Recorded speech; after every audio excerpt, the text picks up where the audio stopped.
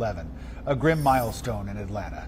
The city reaching 100 homicides in 2022. We reported 5 more just this week. Atlanta police repeatedly calling for people to handle conflicts without violence. This is the fastest Atlanta has reached 100 homicides in the past 6 years. We are 1 week ahead of the pace that was set last year.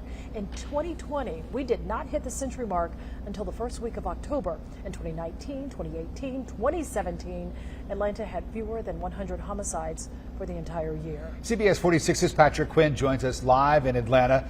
Patrick, it's easy to see these numbers and forget that everyone represents a real person, a real loss with family, friends, loved ones left behind. You spoke with the family of a 6-month-old boy who was killed this year.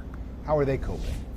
And tonight I talked with Carrie Gray. She's the mom of Grayson Fleming Gray. If you remember, he was the 6-month-old boy who was shot and killed in January, crossfire in a gun battle, bullets that were not meant for him.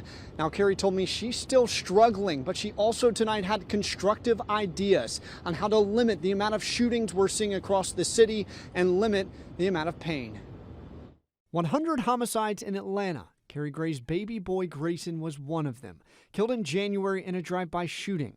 Carrie now wears his ashes around her neck. It's called a keepsake. His ashes are in here. So I call this his life and his death. We looked at the data. This year marks the fastest the city of Atlanta has reached 100 homicides in at least the last 6 years. This week, Mayor Andre Dickens told City Council who's to blame for the violence in his city. It's gangs, it's guns, it's illegal firearms, and it's repeat offenders. And what's Atlanta police doing about it?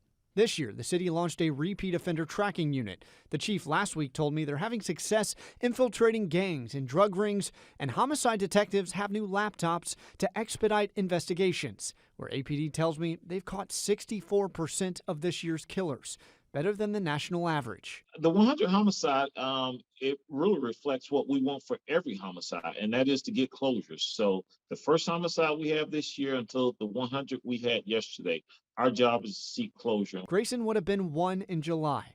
Carrie said the hardest part is seeing pictures of other kids around his age. I keep thinking, what would Grayson be like at that age? What would he be doing? What would he be saying? Carrie said she'd like to see more patrols, especially during the day and specifically in Northwest Atlanta, where her son was killed. She also said the community needs to step up. You looking out for your community does not make you a snitch. It makes you part of a community.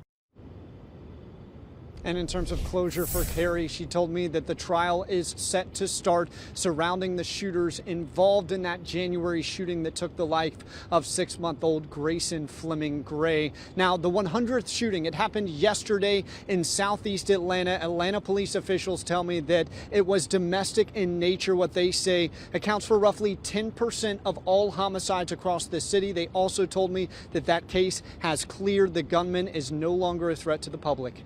Live tonight in Atlanta, Patrick Quinn, CBS 46 News.